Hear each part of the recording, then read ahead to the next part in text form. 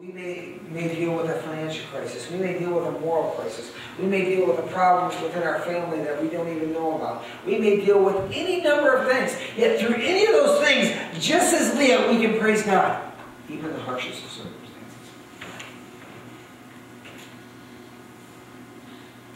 But overall, what do we see here? God being a God of justice is blessing the oppressed and despised wife, Leah, even as he's building his program. These sons were going to be the leaders of Israel. And in the New Jerusalem, their names are etched. God uses them to build his program. But here in the interim, in the medium, what is he doing?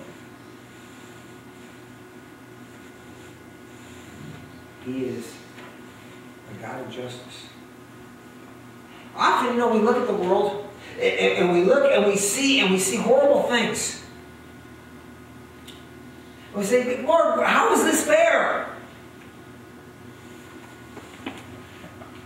Yet, God is a sovereign Lord who's working a plan that we could never see. We can look back at this thousands of years later and we can read it. We know the details that are given to us. And by the way, not all the details are given to us. Can you imagine what was going on behind the scenes that Lord, his wisdom didn't give to us? You have two sisters that we don't know what the relationship was before. Maybe the relationship was fine, but now they're fighting over the attention of one husband.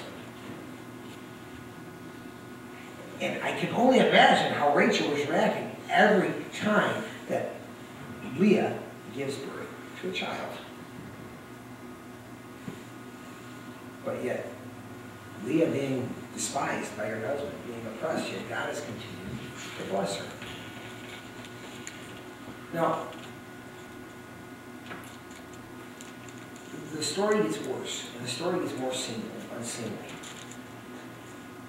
And we're going to get into the details next week. But suffice to say, let me just give you a couple of things that as Joe read, that maybe you picked up on. The second major topic that we see in this is that verses 1 through 8 of chapter 30, God in his grace blesses people even through their faulty human efforts. That is the understatement of the year. Okay, we see that Rachel now, she's able to bear, and she bears two sons. She bears Dan, first of all, Dan and Naphtali. She has no father or her. She's saying she's focusing on herself. She says she has success in the middle of her strife, and Dan really means, Dan means God vindicating me. Naphtali means a mighty struggle. And then she bears Gad and Asher. And yet, then what happens? Leah can't bear children anymore, so Rachel. Of course, Rachel's was through her handmaid, and not that one out. Wasn't it a weird, horrible, wicked custom? You can't have kids. Okay, well here's this lady. You go under her, and that's going to be, and she'll have a child. That'll be my child. Wow. Now not only do you have two wives in the next, now you have 4 women, 12 kids over the period of 10 years. And you talk about what a horrible mess this must have been. So Leah says, I'm going to do it kind. And she does that, and that's where Gad and Asher come from. Well, then the wickedness gets even worse. So we'll look at next week. Leah's son Reuben was without playing, and he found a fruit called mandrakes.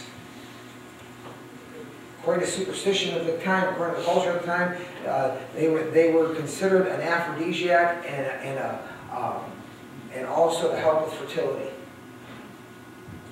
So Rachel says, "Hey, I want those because I don't have any kids." He's like, "You have my husband." So what do? They barter. Okay, you give me those, he'll go to you. What? You see the wickedness here? But yet in this, God still, by his grace, does good and wonderful things. We're going to look more at that part next week. We're going to look at all those details. But what I want you to stop thinking about for a moment is God is a God of grace, and he is willing to do great and wonderful and glorious glorious things. And in spite of ourselves, He still works in our lives. But boy, how much better things would be if we would just follow His plan.